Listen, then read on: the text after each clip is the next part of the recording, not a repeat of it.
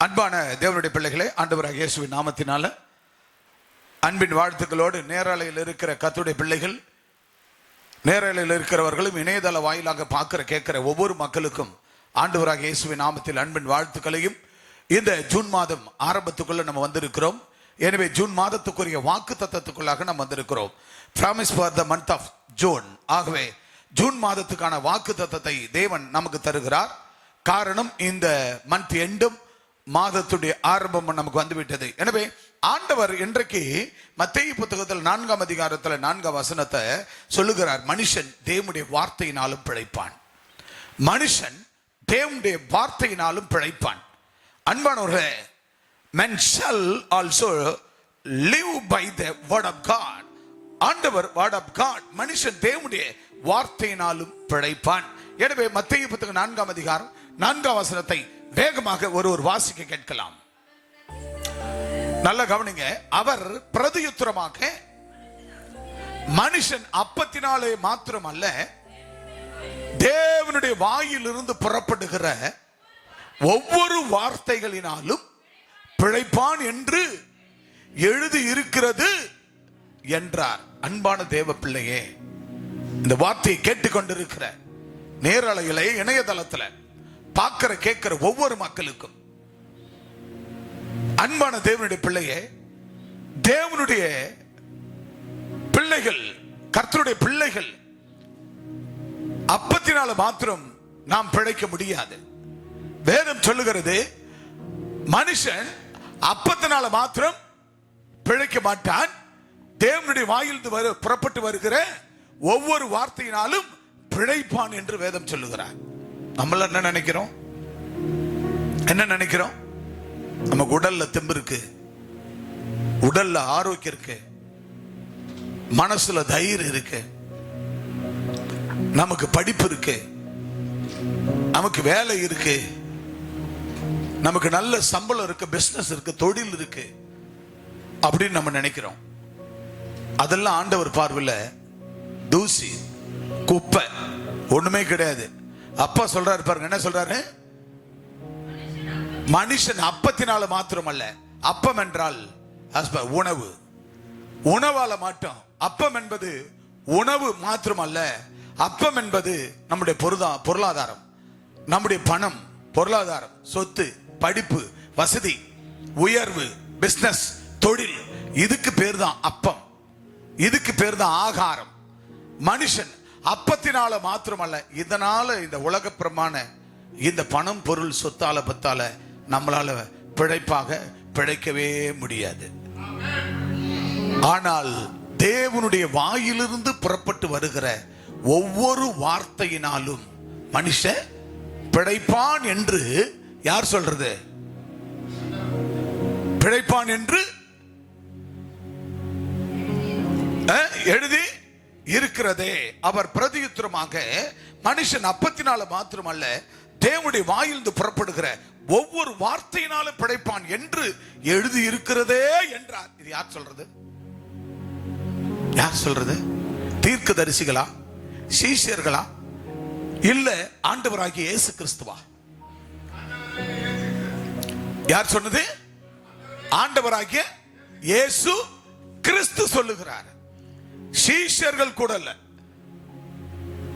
தீர்க்கதரிசிகள் கூட இல்ல. யார் சொல்றது? அவருடைய வாயினாலேயே சொல்லுகிறார்.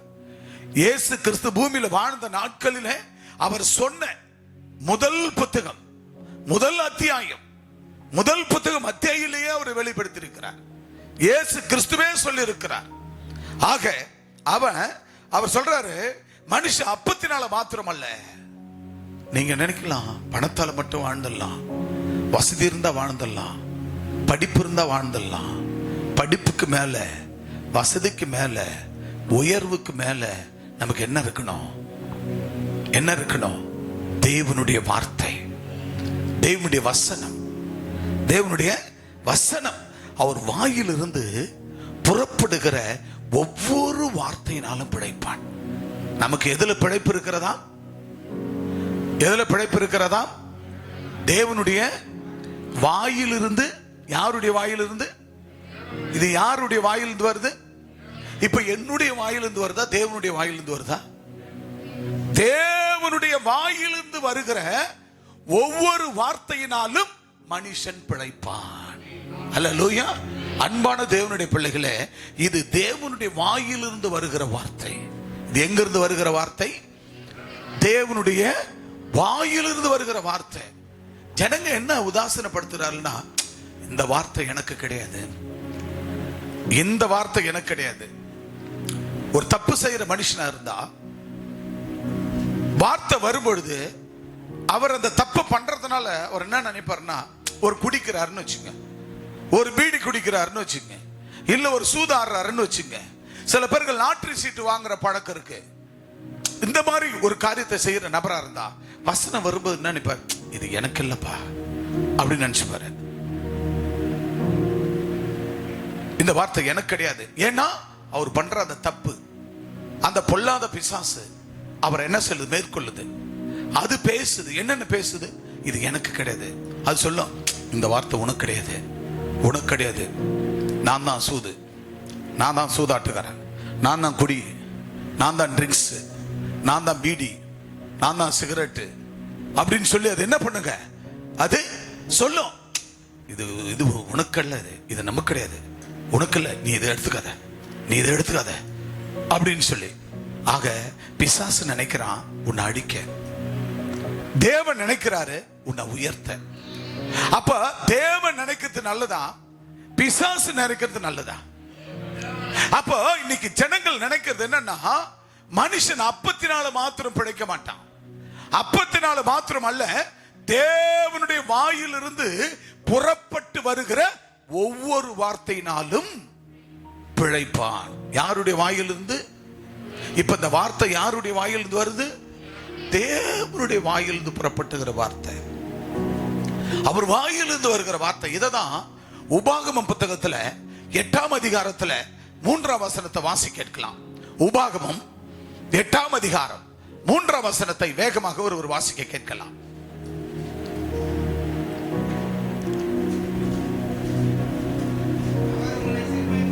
அவர் உன்னை சிறுமைப்படுத்தி, பாத்தீங்களா? அவர் உன்னை சிறுமைப்படுத்தி உன்னை பசினால் வருத்தி. பாத்தீங்களா? மனுஷன் அப்பத்தினால மாத்திரம் அல்ல, என்னத்தினால? அப்பத்தினால மாத்திரம் உயிர் வாழ்ந்துரும் முடிய முடியாது. அப்பத்தினால மாத்திரம், ஆகாரத்தால, பணத்தால, சரீர உழைப்புனால. சரீர உழைப்பு யார் கொடுக்கிறது? சரீரத்துக்கு தெம்பு ஆரோக்கியம் யார் கொடுக்கிறது? அப்பா கொடுக்கிற தெம்பு, அப்பா கொடுக்கிற ஆரோக்கியம், அப்பா கொடுக்கிற சுகம், அப்பா கொடுக்கிற ஞானம், அப்பா கொடுக்கிற தெளிவு. ஒருவேளை சாத்தா படுக்க வச்சுட்டான், அதுல இருந்து ஏசப்பா தூக்கி விட்டாதான் உன்னால வேலைக்கு போக முடியும். அல்லேலூயா. அப்பா உன்னை தூக்கி விடலைன்னா உன்னால போக முடியாது. ஆக மனுஷன் அப்பத்தினால மாத்திரமல்ல, எப்பொழுதுமே நம்ம பணத்தால, பொருளால, வசதியால, வாய்ப்பால, படிப்பால, பட்டத்தால நம்ம வாழலான்னு மட்டும் நினைக்க கூடாது. ஆக தேவனுடைய வாயிலிருந்து புறப்பட்டு வருகிற ஒவ்வொரு வார்த்தையினாலும், என்னத்தால? ஒவ்வொரு வார்த்தையினாலும், தேவனுடைய வாயிலிருந்து புறப்பட்டுகிற வார்த்தை. அங்கே பார்க்கும்போது இயேசுவானவரை சொல்றாரு. இயேசுவானவர் பூமிக்கு வருவதற்கு முன்பாக மோசே தீர்க்கதரிசி மூலமாக அங்க உபாகமம் புத்தகத்தில் எழுதப்பட்டு இருக்கிறார். அப்ப இயேசு கிறிஸ்து பிறப்பதற்கு 4000 ஆண்டுகளுக்கு முன்பாகவே இங்கே மோசே தீர்க்கதரிசினால் எழுதப்பட்டு இருக்கிறது. அப்ப இயேசு கிறிஸ்து பூமிக்கு வருவதற்கு முன்பாகவே, கிறிஸ்து பிறப்பதற்கு முன், கிறிஸ்து பிறப்பதற்கு பின், அப்ப கிறிஸ்து இந்த பூமியில பிறப்பதற்கு முன்னாடியே 4000 ஆண்டுகளுக்கு முன்பாக மோசே தீர்க்கதரிசினால் உரைக்கப்பட்ட வார்த்தை உபாகமம் 8ஆம் அதிகாரம் 3ஆம் வசனம். அப்ப மனுஷன் அப்பத்தினால மாத்திரம் அல்ல. அல்லேலூயா சொல்லுங்க. நல்லா புரிஞ்சுங்க. நம்ம சுயத்தால, நம்ம பலத்தால, நம்ம ஞானத்தால வாழவே முடியாது. அல்லேலூயா, அல்லேலூயா, அல்லேலூயா. பாடுகள் சாகித்தால் பரமனின் வருகையில் கூட சென்றிடலாம், பாடி மகிழ்ந்திடலாம். பாடுகள் சாகித்தால் பரமனின் வருகையில் கூட சென்று சென்றிடலாம், பாடி மகிழ்ந்திடலாம், பாடி மகிழ்ந்திடலாம். காக்கும் தெய்வம் இயேசு இருக்க கலக்கம் ஏன் மகனே, கண்ணீர் ஏன் மகளே. பாடுகள் சகித்தால், பாடுகள் சகித்தால், நம்ம வாழ்க்கையில பாடுகளை சகிக்கும் போது, பாடுகள் என்றால் வேதனைகளையும் துன்பங்களையும் துயரங்களையும், தேவ நிமித்தம் நீ அவமானப்பட்டால், தேவன் உன்னோடு கூட இருக்கிறது நிமித்தம் நீ பசியை, நீ வெறுமையை கண்டால், பரமனின் வருகையில் நீ கூட சென்றிடலாம், அவரை பாடி மகிழ்ந்திடலாம். காக்கும் தெய்வம் இயேசு இருக்க கலக்கம் என் மகனே, கண்ணீர் என் மகளே. ஒரு விஷயம் கூட அன்பானவர்களே, அப்பத்தினால் நாம் பிழைக்க முடியாது. தேவனுடைய வாயிலிருந்து வருகிற வார்த்தை நம்மை பிழைப்பு உண்டாக்கும். அவருடைய வார்த்தை தான் நம்மளை உருவாக்கும். ஒவ்வொரு நாளும் ஆண்களுக்கும் பெண்களுக்கும், அப்பா அம்மாக்களுக்கும் பிள்ளைகளுக்கும், ஜூனியர் பாஸ்டர் அவர்கள் அவர் சாட்சியை சொன்னார்கள். எனக்குள்ளே ஒரு பயம், ஒவ்வொரு நாளும் நடக்கிற திகில்களை பார்த்து, ஆண்டவரே என் புள்ள அந்த காலேஜில் இருந்து எப்போ வருமோ, எப்போ அந்த ஊரை விட்டு வருமோ, இன்னும் 2 வருஷத்துல வீடு வந்து சேரணும் ஆண்டவரே. ஏனென்றால் எங்க பாரு விபத்து, எங்க பாரு விபத்து, இன்ஜெக்ஷனை போடுகிறார்கள், செத்து போகிறார்கள், திடீர்னு விழுந்து செத்து போகிறார்கள், அந்த மாணவர்கள் மேல் ஏறி ஏறி இறங்குகிறது, எல்லாம் செத்து கொண்டிருக்கிறார்களே.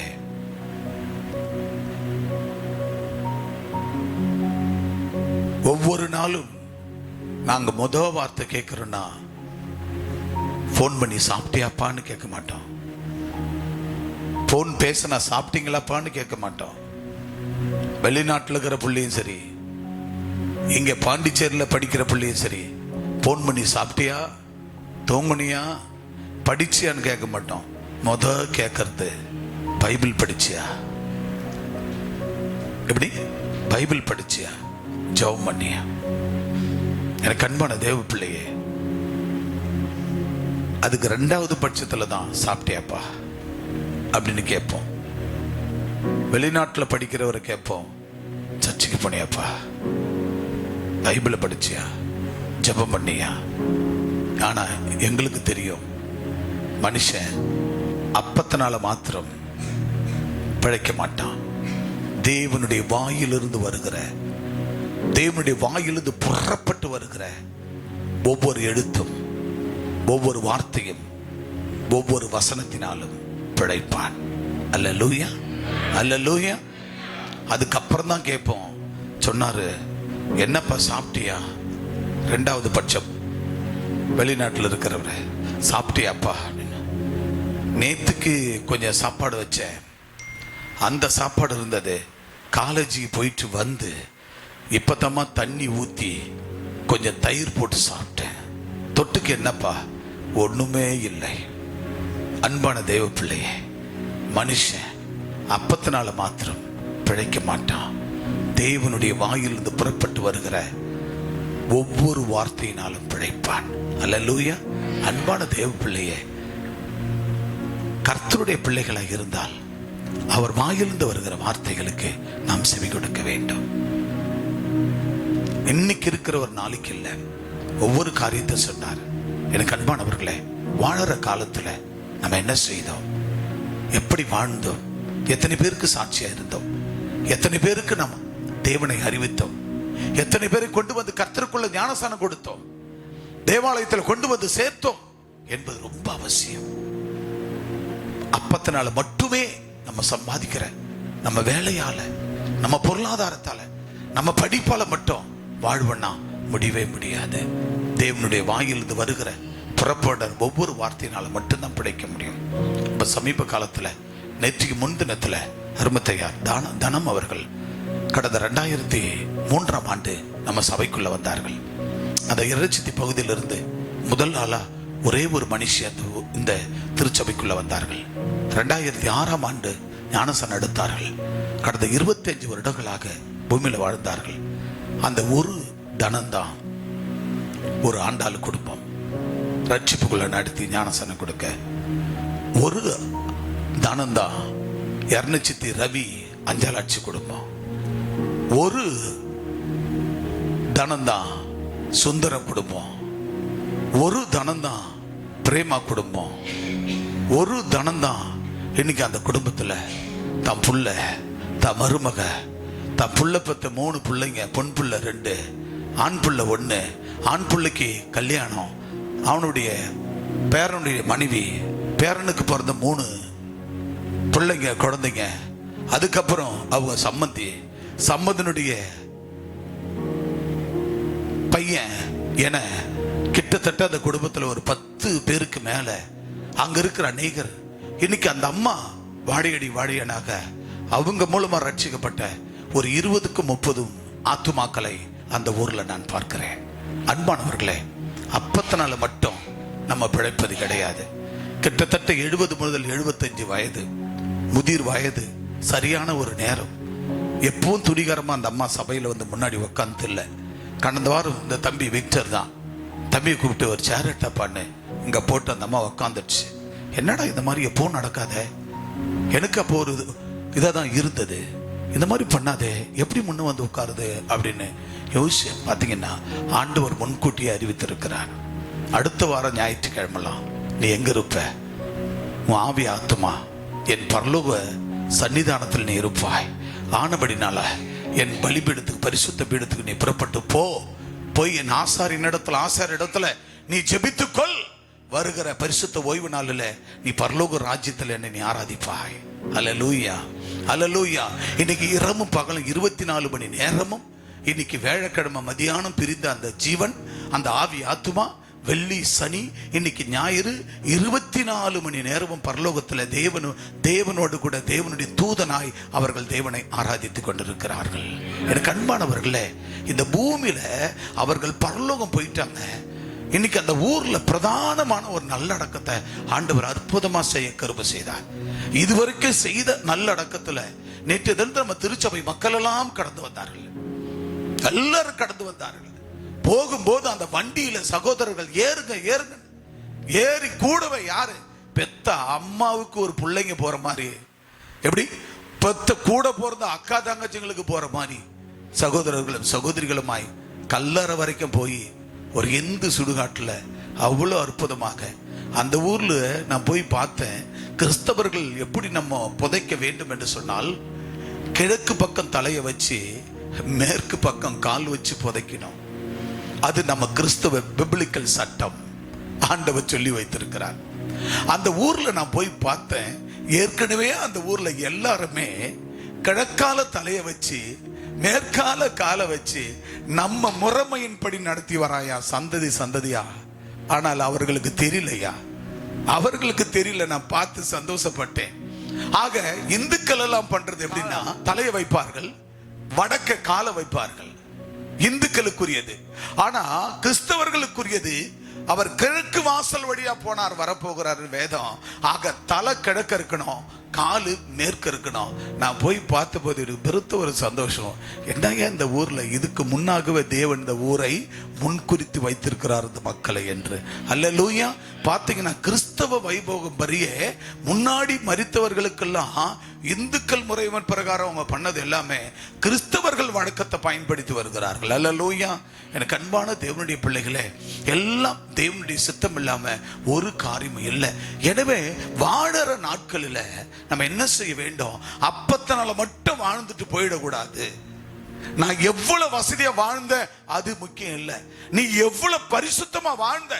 இன்னைக்கு பரலோக ராஜ்யத்துல பிதாவின் வலது பரிச போன பின்பு கூட இன்னைக்கு சாட்சியை நம்ம சொல்றோமே, எத்தனை ஆத்துமாக்கள் அவர்கள் மூலமாய் வந்தது என்று.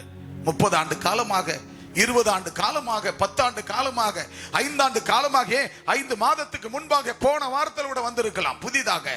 இதுவரைக்கும் எத்தனை ஆத்துமாக்களை கொண்டு வந்து ஞானஸ்நானம் ஒவ்வொருவரும் கொடுத்திருக்கிறோம். இதுதான் கர்த்தர் சொல்லுகிறார், மனுஷன் அவன் அப்பத்தினால மாத்திரம் அல்ல தேவனுடைய வாயிலிருந்து புறப்பட்டு வருகிற ஒவ்வொரு வார்த்தையினால் நாம் பிழைக்க வேண்டும். அல்லேலூயா, அல்லேலூயா. எத்தனை இப்ப நான் ஆண்டவர் என் ஆவி ஆத்மா பரலோகம் கொண்டு போறாருன்னா, இப்ப எனக்கு பின்னால இருக்கிற ஜனம் என்ன நீங்க சொல்லும் போது சாட்சியா, என் அப்பா இவ்வளவு பேய ஓட்டினாரு, என் அப்பா மூலமா இவ்வளவு அதிசயம் நடந்தது, என் அப்பா மூலமா இவ்வளோ ஆச்சரியமான காரியங்கள் நடந்தது, இவ்வளோ மக்கள் வாழ்ந்தது, இவ்வளோ ஜனங்கள், எவ்வளோ நூற்றுக்கணக்கான மக்களுக்கு ஞானஸ்தானம் கொடுத்திருக்கிறார், எவ்வளோ இறைப்பணியும் சமுதாய பணியும் செய்தார், ஏழை எளிய மக்களுக்கு உதவி செய்தார். அவர் போகும் வரை ஏழை எளிய மக்களை சாப்பிட, மத்த படிப்பு, கல்வி, மருத்துவம், என்னென்ன தேவைகள் அத்தனையும் செய்தார் என்று சொல்லுவார்கள். ஆக ஒவ்வொருவரும் உங்க வாழ்க்கையில நீங்கள் ஒரு நாள் ஆண்டவர் பரலோகம் எடுத்துக்கொள்ளப்படும் போது, நீங்க பரலோக ஆவி ஆத்மா போகும்போது உங்களுடைய சாட்சியை இந்த பூமியில் இருக்கிறவர்கள் சொல்ல வேண்டும். எனவேதான் மனுஷன் அப்பத்தினால மட்டும் படைச்சிட்டு வாழ்ந்துட முடியாது. ஆண்டவருடைய தேவனுடைய வாகமாக 8ஆம் அதிகாரம் 3 சொல்லப்பட்டது. ஆக இப்பொழுதும் முதலாவது சம்பவம் தேவனுடைய மனுஷன் தேவனுடைய வார்த்தையினால பிழைப்பான் என்று. ஆக முதலாவதாக நம்மை மறுபடியும் ஜெனிப்பித்தார். ஆண்டவர் நம்ம பிழைக்கும்படியாகத்தான், அவர் வார்த்தைகளை பிழைக்க வேண்டும் என்பதற்காகத்தான் உன்னையும் என்னையும் மறுபடியும் ஜெனிப்பித்தார். நம்பர் 1 டாபிக், முதலாவது நம்மை மறுபடியும் ஜெனிப்பித்தார். He prayed for us again. He prayed for us again. அப்படி என்றால் நம்மை மறுபடியும் பிறக்க செய்தார். ஆகவே 1 பேதுரு 1ஆம் அதிகாரம் 2 முதல் 4 வரை, 1 பேதுரு 1ஆம் அதிகாரம் 2 முதல் 4 வரை ஒருவர் வாசிக்கலாம். நம்மை மறுபடியும் ஜெனிப்பித்தார். அன்பானவர்களே, உங்களை என்னை ஆண்டவர் ஏன் இந்த கிராமத்துல, இந்த பூமியில, இந்த கிராமத்துல ஏன் கர்த்தர் உன்னை என்னைய ஜெனிப்பித்தார் சொல்லுங்க பார்க்கலாம். ஆண்டவராகிய தேவனுடைய வார்த்தைகளை பிழைக்கத்தான். யாருடைய வார்த்தையில பிழைக்கணும்? யாருடைய வார்த்தையில பிழைக்கணும்? ஆண்டவருடைய வார்த்தையில பிழைக்கத்தான். வாசிங்க 1 பேதுரு 1ஆம் அதிகாரம் 2 முதல் 4 வரை வாசிக்கலாம். நம்மை மறுபடியும் ஜெனிப்பித்தார். எதற்காக சொல்லுங்க பார்க்கலாம். ஆண்டவர் எதற்காக ஆண்டவர் மறுபடியும் ஜெனிப்பித்தார் சொல்லுங்க. ஆண்டவர் எதற்காக உங்களை மறுபடியும் ஜெனிப்பித்தார்? அப்பத்தினால மாத்திரமல்ல, தேவனுடைய வார்த்தையினால, வாயிலிருந்து புறப்பட்டுகிற வார்த்தையினால ஒவ்வொரு நாளும் நாம் பிழைக்க வேண்டும். அல்லேலூயா. நம்முடைய பிழைப்பு எப்படி இருக்க வேண்டும்? நம்முடைய பிழைப்பு எப்படி இருக்க வேண்டும்? ஒவ்வொரு நாளும் தேவனுடைய வாயிலிருந்து புறப்பட்டு வருகிற அந்த வார்த்தையினால நாம் பிழைக்க வேண்டும். போன வாரம் வராம, அதுக்கு முன் வாரம் வந்து, அதுக்கு முன் வாரம் வராம, அதுக்கு முன் வாரம் வந்து அப்படி இருக்கக்கூடாது. வீடுகளில் சும்மா வீடுகளில் இருக்கிறவர்கள் கூட ஓய்வு நாளை விட்டுட்டு, அன்றைக்கு 20 ஆண்டுகளுக்கு முன்னாடி எப்படி வந்தீங்களோ அதை விட்டுட்டு, நீங்க ஒரு வாரம் போன வாரம் வந்தாச்சு, இந்த வாரம் வர வேண்டாம், இந்த வாரம் வந்தாச்சு, அடுத்த வாரம் திருவிருந்து வரலாம், 2வது வாரம் வேண்டாம், 3வது வாரம் வரலாம், 4வது வாரம் வேண்டாம், முதல் வாரம் வரலாம். இப்படி அல்ல அன்பானவர்களே, மனுஷனாகிய நீங்களும் நானும் ஒவ்வொரு ஓய்வு நாளிலும், சபை கூடுதலிலும், அப்பத்தினால மாத்திரமல்ல, தேவனுடைய வாயிலிருந்து வருகிற, புறப்பட்டு வருகிற அந்த வார்த்தையினால பிழைக்கத்தான் ஆண்டவர் உன்னை என்னையும், ஆண்டவர் நம்மை மறுபடியும் ஜெனிப்பித்தார். ஆண்டவர் எதுக்காக ஜெனிப்பித்தார் புரிந்து கொள்ளுங்கள். ஆண்டவர் உன்னை என்னை எதுக்காக ஜெனிப்பித்திருக்கிறார்? மறுபடியும் நம்மை மறுபடியும் ஜெனிப்பித்தார். ஜெனிப்பித்துனா மறுபடியும் உயிர் கொடுத்திருக்கிறார். பாவத்துக்கு மரித்து நீதிக்கு பிழைக்க ஞானசானம் கொடுத்தார். ஞானஸ்தானத்துல அவருடைய பரிசுத்த ஆவியினால கழுவப்பட்டது. ஆக அந்த ஞானஸ்தானத்துக்குள்ள ஆண்டவராகிய தேவன் என்ன செய்தார்? நம்மளை கழுவி விட்டார். அவர் சொந்த ரத்தத்தால் கழுவி, அதுக்கு பேர் தான் நம்மை மறுபடியும் ஜெனிப்பித்தார். அல்லேலூயா. ஞானஸ்தானம் எத்தனை பேர் எடுத்து கரங்களை உயர்த்துங்க பார்க்கலாம். ஞானஸ்தானம் எடுத்து கைகளை உயர்த்துங்க பார்க்கலாம். அப்படி கையை கீழே போடாதீங்க பிரியமானவர்களே, கையை கீழே போடாதீங்க, கை தூக்குங்க. ஆண்டவர் ஏன் தெரியுமா? மனுஷன் தேவனுடைய வாயிலிருந்து புறப்படுகிற ஒவ்வொரு வார்த்தையாலும் பிழைக்கத்தான் ஆண்டவராகிய தேவன் உன்னையும் என்னையும் மறுபடியும் ஜெனிப்பித்தார் என்றால், அவர் பாவத்துக்கு மரித்து நீதிக்கு பிழைக்கும்படியாய் ஆண்டவர் நமக்கு ஞானஸ்தானம் கொடுத்து நம்மை உயிரோடு வாழ வைத்திருக்கிறார். அப்ப உயிரோடு வாழ வைத்திருக்கிற நீங்களும் நானும் என்ன பண்ணணும்? அப்பத்தினால மாத்திரமல்ல, வேலை மட்டும் போதாது, படிப்பு மட்டும் போதாது, வசதி மட்டும் போதாது, ஆண்டவருடைய வார்த்தையில் வாயிலிருந்து வருகிற ஒவ்வொரு வார்த்தையினாலும் அனுதினம் பிழைக்க வேண்டும். கரங்களை தட்டி கர்த்தர் நாமத்தை இப்ப வாசிக்க கேட்கலாம். 1 பேதுரு 1ஆம் அதிகாரம் 2 முதல் 4 வாசிக்க கேட்கலாம். பிதாவாகிய தேவனுடைய முன்பு அறிவித்தபடியே ஆவியானவரின் பரிசுத்தம் ஆகுதலினாலே கீழ்ப்படிந்திருக்கவும் பரதேசிகளுக்கு எழுதி இருக்கிறதாவது சமாதானமும் கிருபையும் சமாதானமும் உங்களுக்கு பெருக கடவதாக. ஹல்லேலூயா, ஹல்லேலூயா. அன்பான தேவனுடைய பிள்ளைகளே, ஆண்டவர் சொல்லி இருக்கிறார், ஆவியானவராலே நீங்கள் பரிசுத்தமாக்கப்பட வேண்டுமாம். அல்லேலூயா சொல்லுங்க. யாரால? யாரால?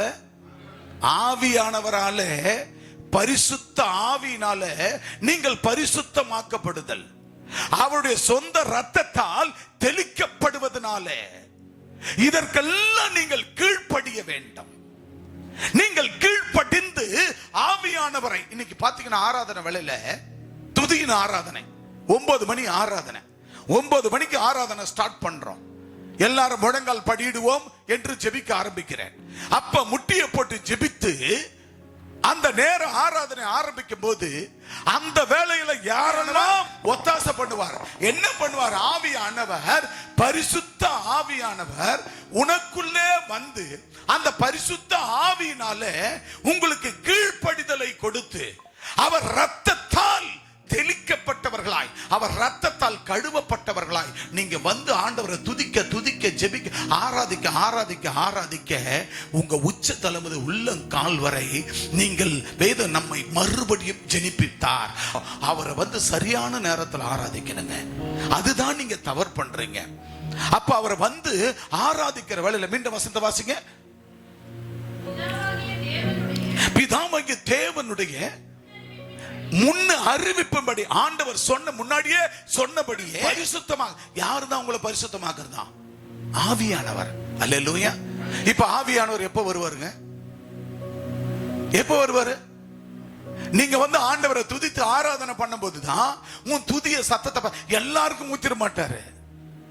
எல்லாத்தையும் ஆண்டவர் அவர் பரிசுத்தாவி கொட்டிட மாட்டாரு.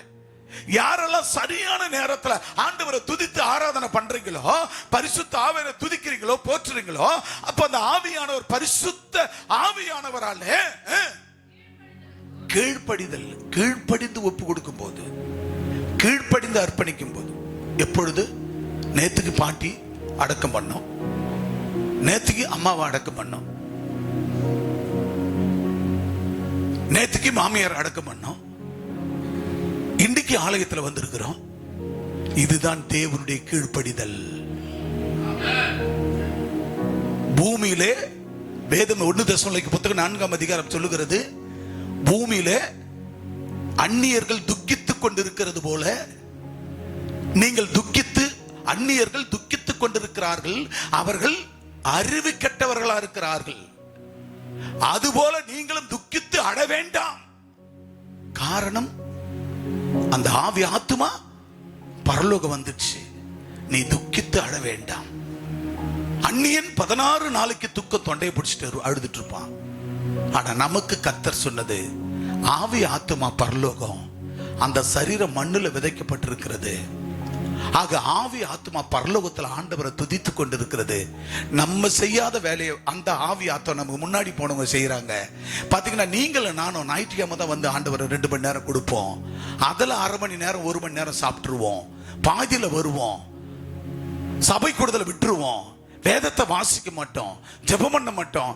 அவர்கள் எல்லாம் அவர்களுக்கு கொடுக்கப்பட்ட 1/2 மணிலே அவர்களை நேரம் வச்சிட்டு இருப்பாரு. அந்த பரலோகத்துல தேவனாகிய கர்த்தர் இயேசு கிறிஸ்து அந்த பரலோக கிரீடத்தை எடுத்து தேவ தூதனாய் அங்க போய் அந்த அம்மா முட்டியை போடும்போது, தலை தாழ்த்தும் போது ஆண்டவர் அந்த விண்கிரீடத்தை, அந்த பொன் கிரீடத்தை, அந்த கிரௌன அந்த அங்கீகாரத்தை கொடுத்து, என் மகளே என்று வரவேற்று உனக்கான ஆசனத்துக்கு நீ போ என்று இருப்பார். அவருக்கான வீடு பரலோகத்தில் கட்டி வச்சாச்சு. எப்போ கட்டியாச்சு, நீங்க அந்த வீட்டுக்குள்ள போயிட்டாங்க. இப்ப போனவங்க என்ன பண்றாங்க? இரவும் பகலும் 24 மணி நேரமும் ஆண்டவரை எப்பொழுதும் துதித்துக் கொண்டே இருக்கிறார்கள். அவர்கள் தேவ தூதர்கள். ஹல்லேலூயா. நேற்று கூட என்ன கேட்டாங்க சில பேர் வந்து, ஒரு ஐயா வந்து கேட்டாரு, ஐயா ஒரே ஒரு பையன் தான் இருக்கிறான், அந்த அம்மாவுக்கு பால் எல்லாம் ஊத்தணும், பையனுக்கு எதுனா செய்யணும் அப்படின்னு. அந்த அம்மாவுக்கு பாலும் ஊத்த தேவையில்ல, நீங்க மோரும் ஊத்த தேவையில்ல, ஒரே ஒரு பையனுக்கு நீங்க எதுவும் செய்ய தேவையில்ல, ஒண்ணுமே பண்ண தேவையில்லை. அந்த அம்மா பரலோகத்தில் இருக்கிறாங்க. நாங்க ஒரு நாள் சொல்லுவோம், அந்த நாள்ல ஆறுதல் ஸ்தோத்திர ஆராதனை ஒன்று வைப்போம். அன்றைக்கு வந்து நீங்க என்ன செய்யுங்க, எங்களோடு கலந்து கொள்ளுங்கள். அவர்களுக்கு ஏதாவது செய்ய வேண்டும் என்று நினைத்தால் அதை செய்யுங்கள். இதுக்கிடையில எதுவுமே கிடையாது அப்படின்றேன். எதுக்காக சொன்னேன் தெரியுமா? பரலோகத்துல நீங்களும் நானும் கூட காலையில எழுந்து பைபிளை படிக்கிறது கூட உங்களுக்கு முடியாது, சோர்ந்து போயிடுவீங்க. ராத்திரில 1 மணி நேரம் ஜெபத்துக்கு வாங்கன்னா வரமாட்டீங்க.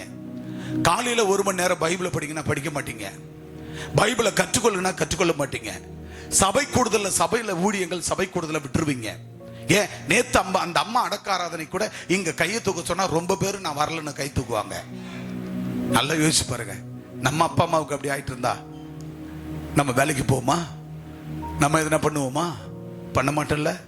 அதே போலத்தான் நம்ம கூட 25 வருஷம் வாழ்ந்த ஒரு தாயார், அந்த முகத்தை பார்க்கவாது நம்ம கடைசியா பார்த்துருக்கணும்ல. சர்ச்சு குரூப்ல பட்டையா போட்டாங்க, ஆடியோ போட்டோம், அந்த அம்மா படத்தை போட்டோம். எத்தனை பேர் வந்து கலந்துக்கினீங்க? அன்பான தேவப்பிள்ளையே, அது ஒரு பக்கம் இருக்கட்டும்.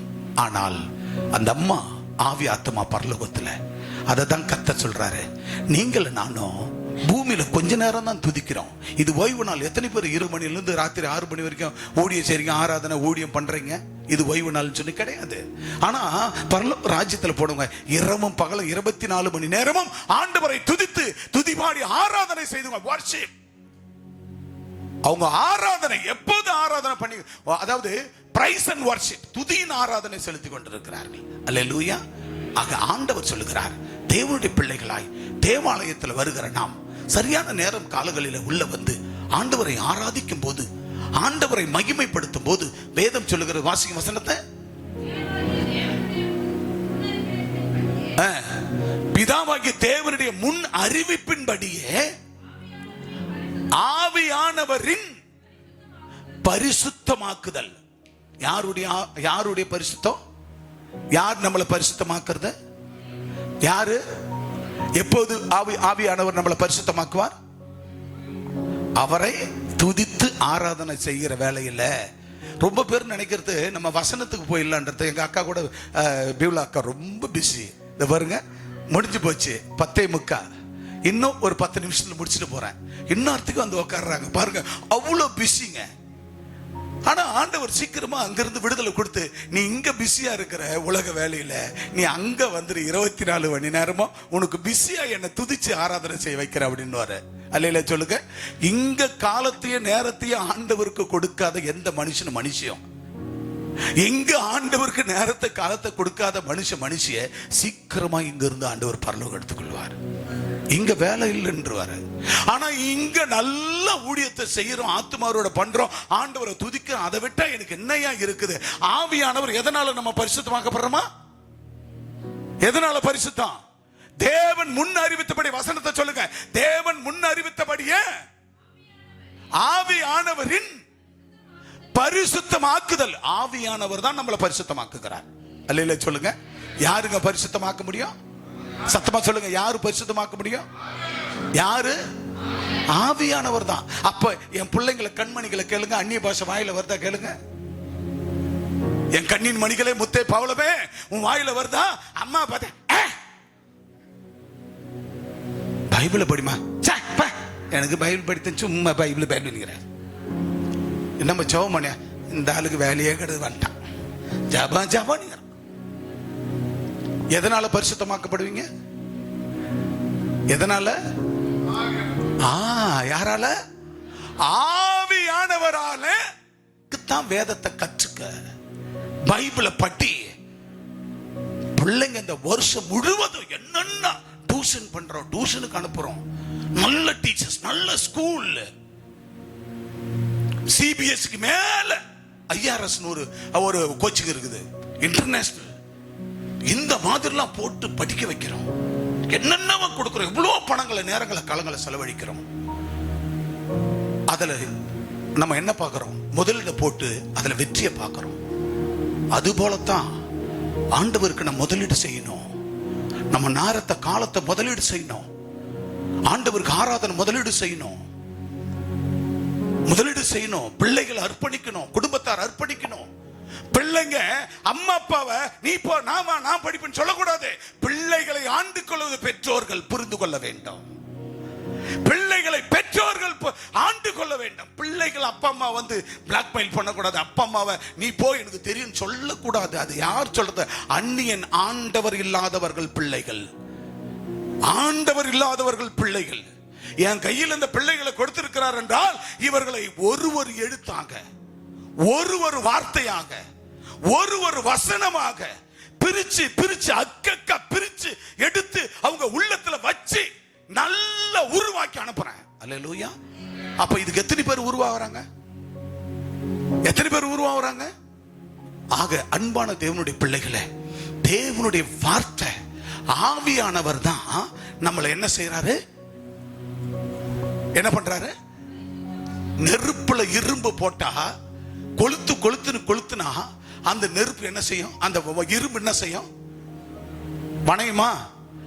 நல்லா போட்டு கொளுத்துனோம்னா அந்த இரும்போ தங்கமோ வளையுமா வளையாதா? அதை எடுத்து வைத்து ஒரு டையில வச்சு அப்படி ஒரு அழுத்துவான், இல்ல சுத்தியால ஆமரால போட்டு அடிப்பான். அடிச்சு அந்தந்த பொருளுக்கு ஏத்த மாதிரி வணைய செய்யறானே. அப்ப அந்த நெருப்பு விட தேவனுடைய சூப்பர் நேச்சுரல் பவர், அதுதான் இயற்கைக்கு அப்பாற்பட்ட பரிசுத்த வல்லமை தான் நம்மளை என்ன செய்யுங்க? உருவாக்கும், மோட்டிவேட் பண்ணும், மோல்டாக்கும். ஆக ஆவியானவரை எங்க தரித்து கொள்ளணும்னா உன் வீட்டுல தரித்து கொள்ள முடியாது. நீங்க வேலை செய்யற இடத்துல தரித்து கொள்ள முடியாது. ஓய்வு நாள் சபை கூடுகிற நேரங்களில் ஆலயத்துல வந்து ஆண்டவருக்கு நேரத்தையும் காலத்தையும் கொடுத்து நல்லா துதிக்கணுங்க. அல்லேலூயா சொல்லுங்க.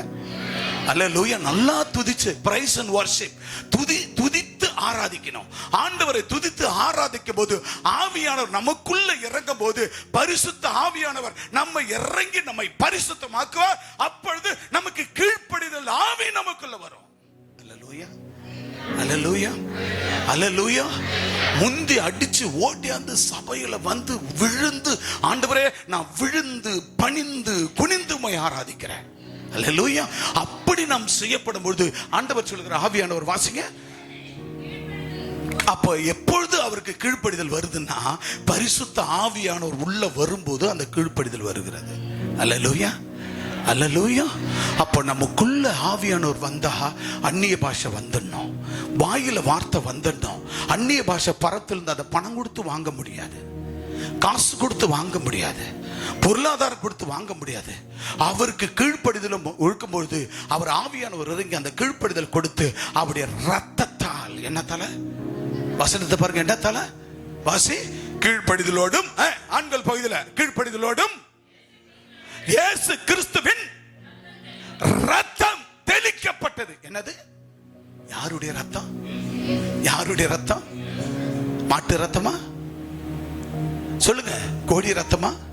நேத்துக்கு முன்தினம் நினைக்கிறேன் 28ஆம் தேதி, எஸ் 28ஆம் தேதி பக்ரீத் பண்டிகை. எத்தனை பேருக்கு தெரியும்? எத்தனை பேருக்கு தெரியும்? எத்தனை பேருக்கு பக்ரீத் பிரியாணி சாப்பிட்டீங்க? கர்த்தருக்கு ஸ்தோத்திரம். கை கீழ போடுங்க. பக்ரீத் பண்டிகை நல்லா புரிந்து கொள்ளுங்க. ஏன் பக்ரீத் பண்டிகை கொண்டாடுறாங்க?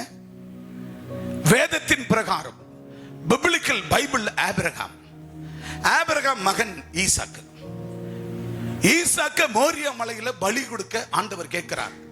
100 வயசுல ஒரு பிள்ளையை கொடுத்து, அந்த பிள்ளை பிறந்த உடனே கொஞ்ச காலத்துல நடக்க வந்த போது விபரம் தெரிந்த போது அந்த பிள்ளை கேட்கிறாரு. அத மோரியா மலைக்கு கொடுமை ஆபிரகாம் ஆண்டவர் சத்தத்துக்கு செவி கொடுத்து அந்த அந்த அந்த புள்ளைய பலி கேட்கிறார். பலியிடும்படியா கொண்டு போயிட்டாரு. கத்தி விறகு எல்லாம் கொண்டு போயாச்சு. கட்டை கொண்டு போய் அடிக்கிட்டு மோரியா மலையில அந்த புள்ளைய தூக்கி படுக்க வச்சுட்டாரு. படுக்க வச்சு கத்தி எடுத்து ஓங்கி வெட்ட போறாரு. ஏன்னா ஆண்டவர் கேட்டார் பலி.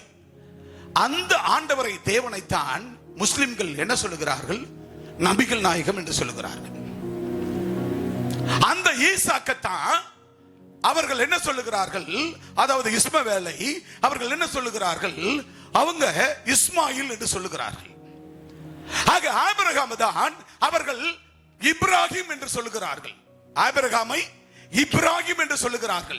இப்ராஹிம் தன்னுடைய மகனை கொண்டு போனார், மலையிலே கொண்டு போய் அவர் பலியிட. அங்க நபிகள் நாயகம் கேட்டார்.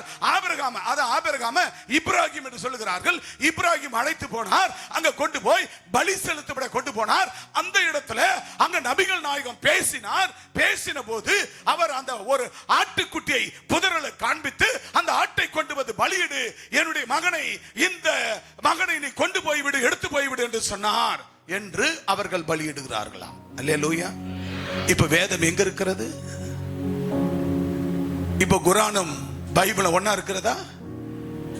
இப்ப குரான் முதல்ல வந்ததா, பைபிள் முதல்ல வந்ததா? பைபிள். பைபிள். அப்ப இந்து முதல்ல வந்ததா, குரான் முஸ்லிம் தெய்வங்கள் வந்து இந்து, முஸ்லிம், கிறிஸ்டின், இதுல முதல்ல எது? எது? முஸ்லிமா? நீங்க பாத்தீங்கன்னா இங்க இந்து போட்டா வைப்பான், இங்க கடைசியில் இந்த பக்கம் என்ன பண்ணுவான், குரான் இது அந்த பிறைய வைப்பான், இல்ல அந்த பள்ளிவாசல் படத்தை வைப்பான். நடுப்புற என்ன இருக்கும்? நடுப்புற என்ன இருக்கும்? ஏசப்பா இருப்பார், இல்ல சிலுவை இருக்கும். பட் இந்த சிலுவையில் இருந்து தான் கிறிஸ்தவத்தில் இருந்தா இந்து போச்சு, கிறிஸ்தவத்தில் இருந்து தான் முஸ்லிம் போனது. ஆக எல்லாரும் அவங்க ஆராதிக்கிற எல்லா சடங்கு சம்பிரதாயங்களும் கிறிஸ்துவுக்குள் வந்து நிற்கும். எனக்கு அன்பான தேவனுடைய பிள்ளைகளே, அந்த பலியிடுவது யாருக்காக? அவன் அப்படி அதை பலியிட்டு கொண்டாடுகிறான். ஆனால் ஆண்டவர் சொன்னார், நான் இந்த பூமிக்கு வந்தபோது, மனுஷகுமாரன் நான் வந்தபோது, நானே உங்களுக்கு பரிகாரியாகிய பலி. அல்லேலூயா. இனிமேல் நீங்க எந்த பலியும் செலுத்த வேண்டாம் என்று ஆண்டவர் புதிய ஏற்பாட்டு காலத்துல பிப்ளிக்கல் ஆண்டவர் புதிய ஏற்பாட்டு காலத்தில் சொல்லிட்டாரு.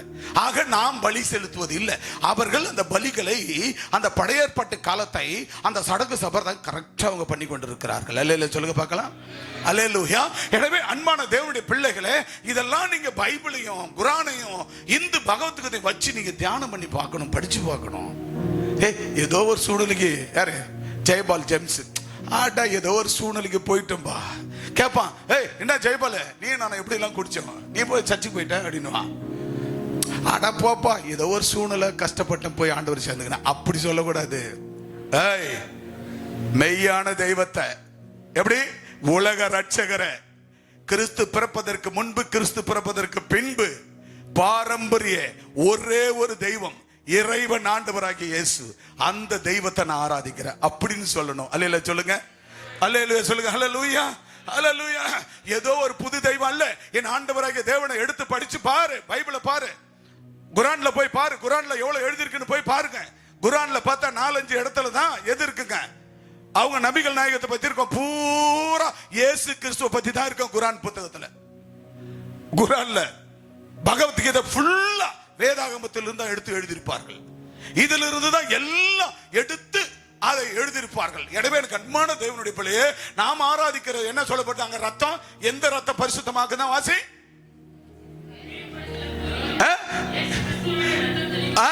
யாருடைய ரத்தம்? சத்தமா சொல்லுங்க. யாருடைய ரத்தம்? விவளா சொல்லுமா, யாருடைய ரத்தம்? நான் தான் இப்ப வந்தேனப்பா, எனக்கு என்னப்பா தெரிய போகுது, என்ன கேட்கறீங்களப்பா, மாட்டி விடுங்கப்பா. நான் மாட்டி விடலம்மா. எந்த ரத்தம்? இயேசு கிறிஸ்துவின் ரத்தம். ஆவியானவராலே பரிசுத்தமாக்கப்படுறோம். இயேசு கிறிஸ்து ரத்தத்தாலே கீழ்ப்படிதல், இயேசு கிறிஸ்து ரத்தத்தாலே பாத்தீங்களா, இயேசு கிறிஸ்து ரத்தத்தால் தெளிக்கப்படணும். எப்ப தெளிக்கப்படும் தெரியுமா? ஆண்டவர் நம்மை மறுபடியும் ஜெனிப்பித்து விட்டார். அவர் ஜெனிப்பித்துட்டார், உயிர் கொடுத்துட்டார். மோளம் அடிச்சு ஆடி புரண்டுக்குன்னு ஓடும். தெரியும் யாருன்னு உங்களுக்கு. பனையூர் அஞ்சல உருண்டுக்குன்னு போகும், மோளம் அடிச்சாலோ மணி ஆட்டினாலோ. இன்னைக்கு எங்க மோளை கேளு, தங்க மாதிரி சூப்பரா இருக்குது. அதுக்கு காரணம் எங்க அப்பா, அவர் சொந்த ரத்தத்தால், இயேசுக்கு ரத்தம் தெளிக்கப்பட்டாயிற்று. என்றைக்கு பாவத்துக்கு மரித்து நீதிக்கு பிழைக்க முடியாய் உங்களுக்கு ஞானஸ்நானம் கொடுத்துமோ, அன்றைக்கு ஆவியானவர் உங்களை உயிரோடு எழுப்பி விட்டார். ஒரு சொந்த ரத்தத்தால் எழுப்பிட்டார். இப்ப இனிமேல் எந்த ரத்தமும் நமக்கு கிடையாது. அல்லேலூயா சொல்லுங்க பார்க்கலாம். அல்லேலூயா சொல்லுங்க பார்க்கலாம். எந்த ரத்தமும் கிடையாது.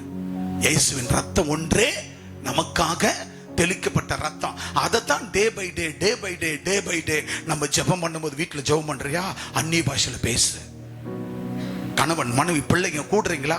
அதுக்கு தான் நீங்க ஒண்ணா கூடி ஜெபிக்க மாட்டீங்கன்றதான் நைட்டுக்கு ஒரு ஜெபம் வச்சிட்டோம். 7:30 to 8:30 போயிங்குது 2-3 வருஷமா.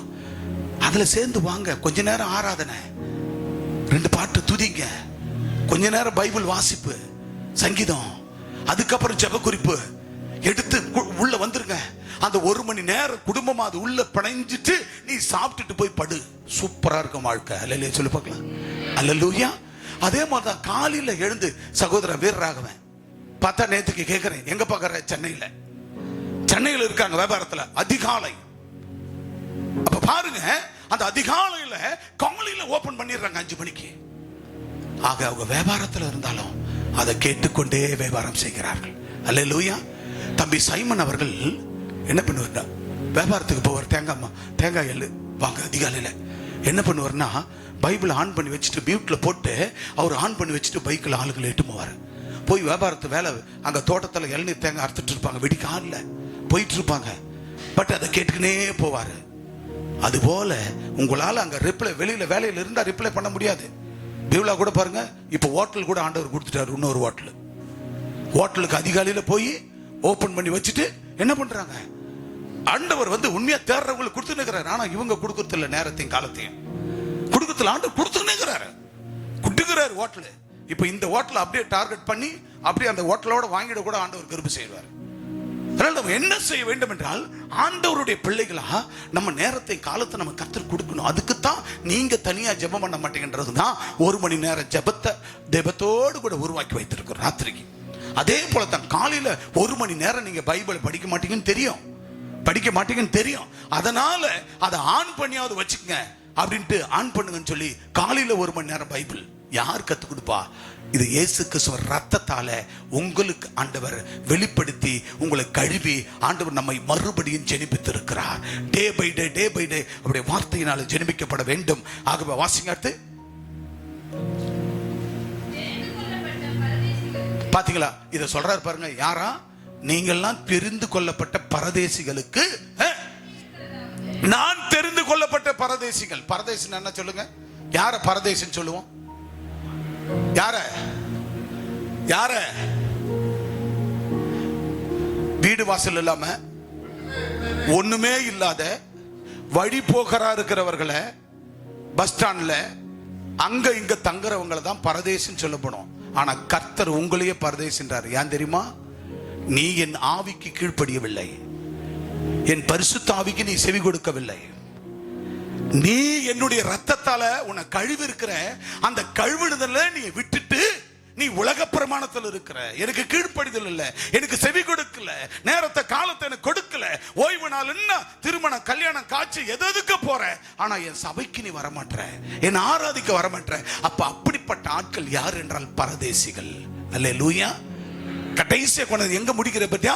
அப்படிப்பட்ட செவி கொடுக்காத ஜனங்கள், அவர் ரத்தத்தால கழுவப்படாத ஜனங்கள், பரதேசிகளுக்கு ஆண்டவர் சொல்லுகிறார், உங்களுக்கு கிருபையும் சமாதானமும், கிருபையும் சமாதானமும் உங்களுக்கு பெருக கடவது. அல்லேலூயா. அன்பான தேவ பிள்ளையே, ஆண்டவர் மனுஷன் அப்பத்தனால மட்டும் வாழ்ந்துட முடியாது. அவர் வாயிலிருந்து புறப்பட்டு வருகிற ஒவ்வொரு வார்த்தையிலும் பிழைப்பான், ஒரு வார்த்தையிலும் பிழைப்பான். அப்ப அவருடைய ஒரு வார்த்தையிலும் பிழைக்கிற நம்மை அவர் ஜெனிப்பித்தார். ஆண்டவர் நம்மளை என்ன பண்ணாரு? அவர் சொந்த ரத்தத்தால கழுவி ஆண்டவர் மறுபடியும் ஜெனிப்பித்திருக்கிறார். ஆக ஜெனிப்பித்த, அதாவது செத்து உயிரோடு எழுந்தவங்களை தான் ஜெனிப்பிக்கத்தவர்கள் சொல்லப்படுது.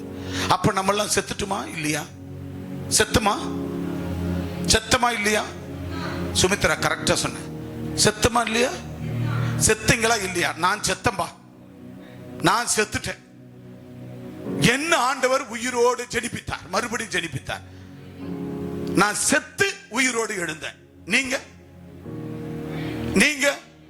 இன்னைக்கு கூட இன்னொரு சுமித்ரா சாவ போறாங்க. என்னடா அப்பா சாவ போறாங்கன்னு சொல்றாரு? ஐயோ, அக்கா வாழ பரவலாச்சே, தங்கச்சி வாழ பரவலாச்சே, பாஸ்டப்பா சாவ போறாருன்றாரு. ஐயோ என்னவோ தெரியல. டோன்ட் வரி, பயப்பட வேண்டாம்.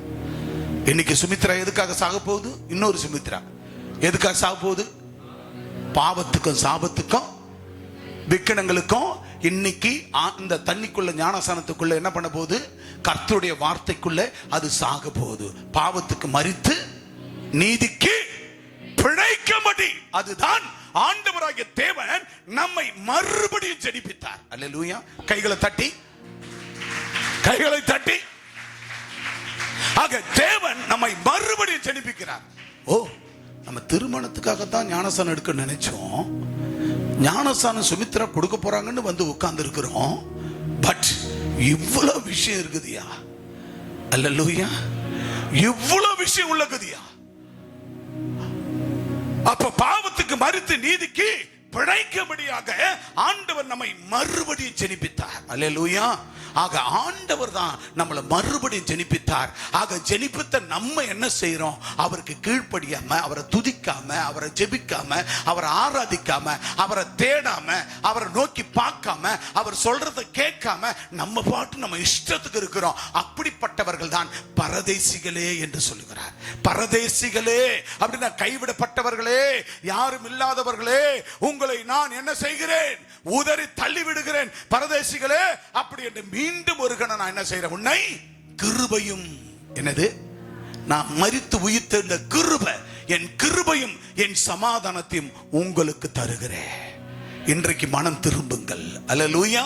ஆக கடைசியா நம்ம சொல்லி முடிக்க போகிறோம். இரண்டாவதாக அவர் தன்னைத்தானே வெறுக்கணும்.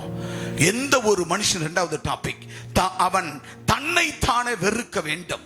லூக்கா 9:23 வேகமாக. அன்பான தேவனுடைய பிள்ளைகளே, ஒருவன் என் பின்னே வர விரும்பினால் அவன் தன்னைத்தானே வெறுக்க வேண்டும். அல்லேலூயா சொல்லுங்க பார்க்கலாம். என்ன பண்ண வேண்டும்? தன்னைத்தானே வெறுக்கணும். இப்போ ஆண்டவர் நம்மளை ஜெனிப்பிச்சிட்டாரு, மறுபடியும் ஜெனிப்பிச்சிட்டார். அப்படின்னா என்ன அர்த்தம்? மறுபடியும் உயிரோடு எழுப்பிட்டார். அப்ப மறுபடியும் உயிரோடு எழுப்பிட்ட பிற்பாடு திரும்பவும் நம்ம கல்லுக்கடையை பார்க்கலாமா? சொல்லுங்க. திரும்ப சூதாட்டத்தை பார்க்கலாமா? திரும்பவும் போய் விக்கிரகத்துல நம்ம கை படலாமா? நம்ம கால் போலாமா? அப்ப ஆண்டவர் நம்மை மறுபடியும் ஜெனிப்பித்தார். அப்ப ஜெனிப்பித்த அவர், ஒருவன் என் பின்னே வர விரும்பினால் அவன் தன்னைத்தானே வெறுக்க வேண்டும். என்ன பண்ணணும்? தன்னைத்தானே வெறுக்கணும். ஆண்டவரால ஒரு பிள்ளை, ஒரு குழந்தை ஒரு முறை தாங்க தாய் வயிற்றுல பிறக்க முடியும். இப்ப கேரன் காபியா எத்தனை வயசு ஆகுதுமா? 20 வயசு.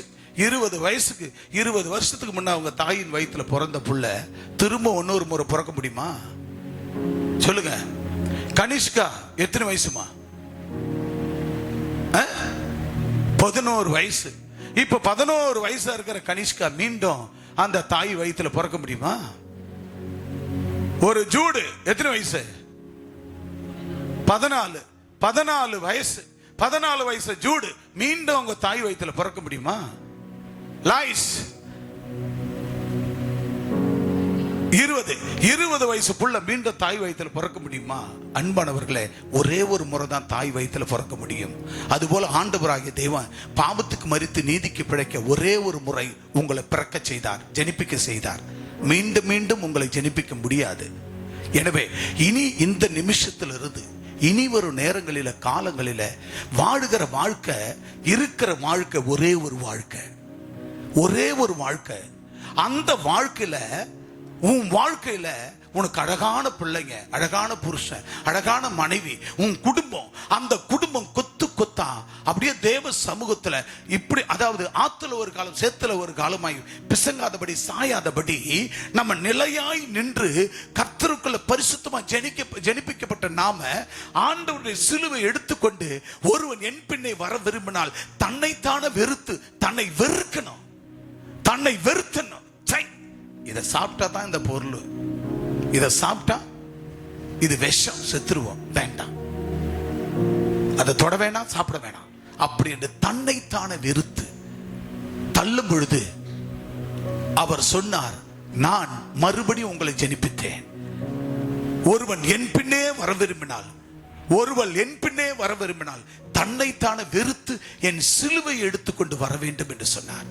ஆக அவர் சிலுவையை சுமந்தவர்களாய் கடைசி நாட்களில் தன்னைத்தானே வெறுக்கிறவர்களாய், உலகம் வேண்டாம், உலக ஆசாபாசம் வேண்டாம். இருக்கிற வாழ்க்கை ஒண்ணு.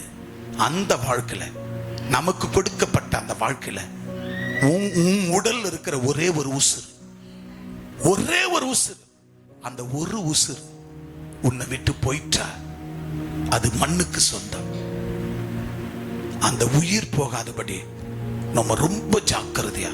அருமை ஜூனியர் சொன்னார், எத்தனை பேர் 10 நாளைக்கு முன்ன ஒருத்தர், ஒரு வாரத்துக்கு முன்ன ஒருத்தர், நேற்றுக்கு முன்தின ஒருத்தர், நாளுக்கு நாள் நாம் பார்க்கும்போது ரொம்ப அருகலிப்பா இருக்குது. அவருக்கே தெரியாது. இதெல்லாம் நான் கேள்விப்படும் போது எனக்குள்ளே ஒரு பயம். ஆண்டவரே, சீக்கிரம் பிள்ளை படிப்பு முடிச்சுட்டு வீட்டுக்கு வரணும்பா. இப்படி இருக்கிறது. அதுபோல அன்பு தேவ பிள்ளையே, உங்களை குறித்து எனக்கு ஒரு பயம்.